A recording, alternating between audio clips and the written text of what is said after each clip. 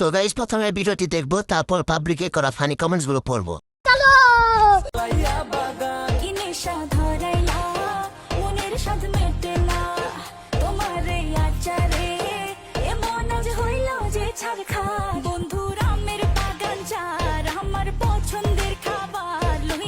খাস পর্দা